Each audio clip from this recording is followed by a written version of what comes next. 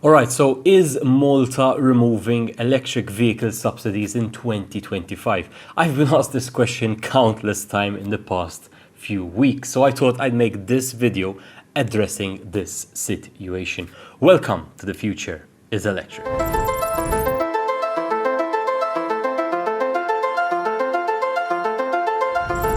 So why have governments around the world given out EV subsidies? Well, the EV subsidies are in place to cover what's known as the green premium. This is the cost difference between a traditional internal combustion vehicle and an electric vehicle.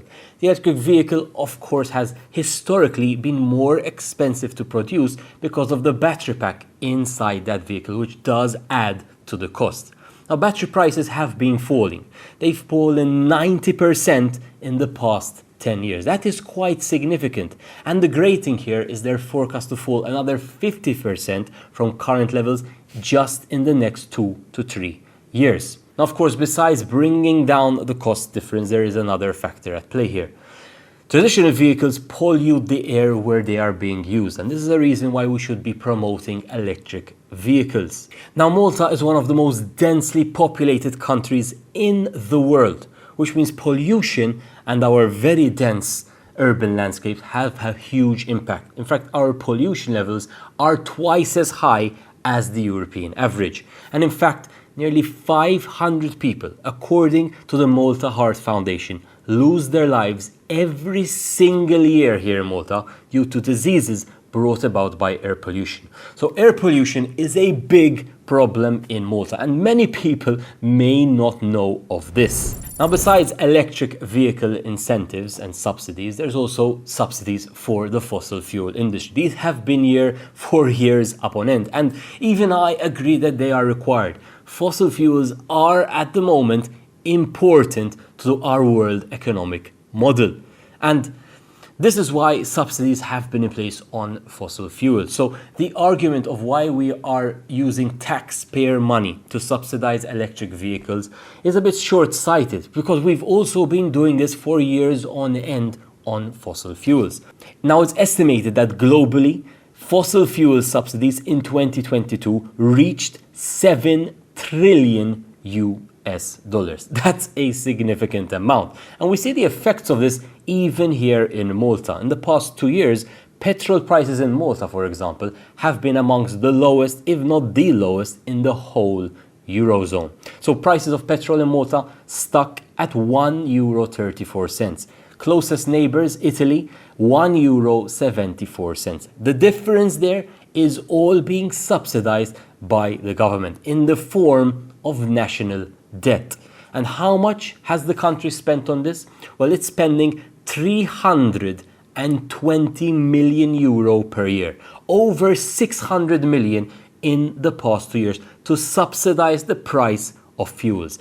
This is significant, particularly when you compare that to the 65 million, 10 times less we have spent incentivizing the purchase of electric vehicles over the same period. Now, as a nation, we're not exactly cash rich, so all this money, this 600 million, forecast to reach 1 billion very soon, is all been coming from national debt. 10% of the national debt has been used effectively to subsidize the price of fuels in the past 2 to 3 years. This is not a sustainable model, as we've been told time and time again from the EU. When the country takes on debt, you would hope that it's investing in something which is for the long term and not definitely for the short term. This is debt that my generation, my son's generation, is going to be paying off. And again, not for something which is going to take us the next 10, 20 years, like a metro which can be used time and time again. But this is subsidizing the price of fuel in the instant. There are no long-term benefits to this.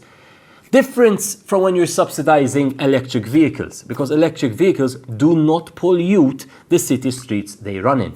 And even if they are run on our fossil fuel, natural gas power station, which would be the worst case here in Malta, even then, the pollution of which is half as much as a comparable internal combustion car. These are numbers that have been checked time and time again in our electric vehicle community. So what EV subsidies do we have in Malta? Well, in Malta we've had a €12,000 cash-back grant on the purchase of an electric vehicle for the past 3 years. This is among the highest in the world.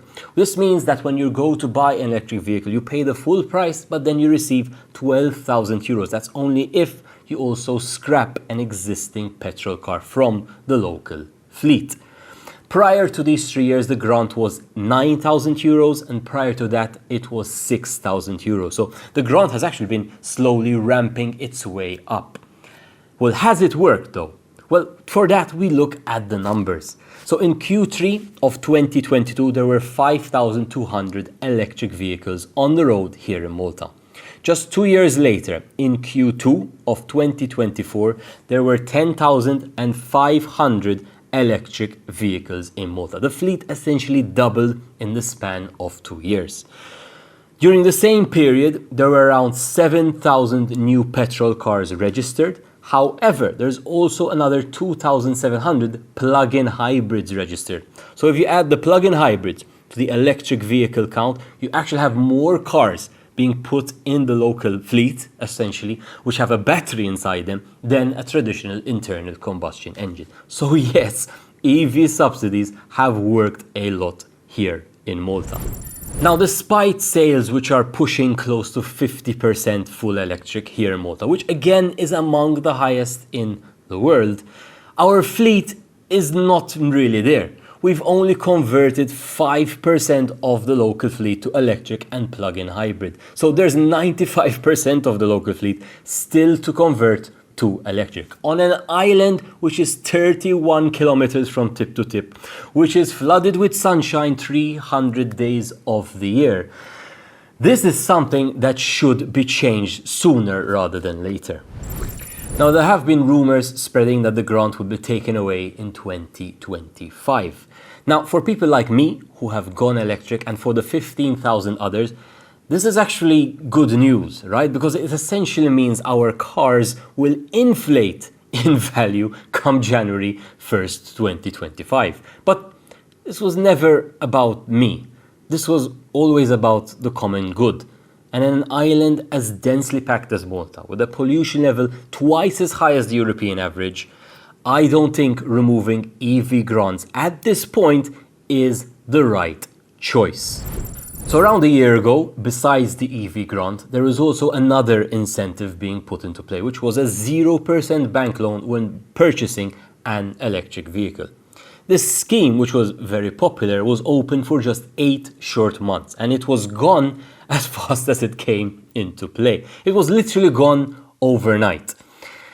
Something which might make you nervous coming up to the end of the year and seeing what they're going to do with EV incentives. What should they be doing?